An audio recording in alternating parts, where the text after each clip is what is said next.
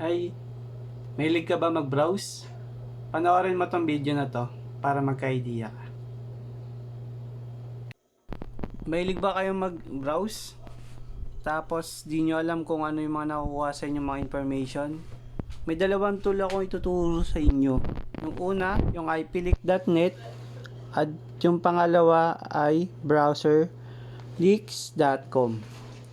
Bali, yung ipleak.net, once mag-click ka dyan, makikita na yung mga information mo.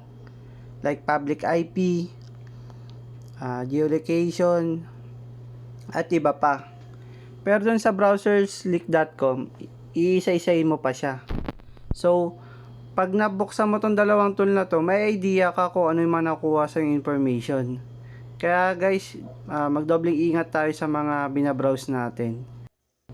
Kaya guys, wag tayo basta-basta mag-browse. Dapat dun sa mga legit website lang tayo pumunta para maiwasan natin yung hacking at para maprotektahan natin ang ating network. ipchicken.com, ito yung tool para makita yung public IP mo. Once na malaman ito ng hacker, pwede nila tong i-scan gamit ang mass scan or nmap. Makikita nila dito yung vulnerabilities, kaya possible mahakang yung system or yung network nyo.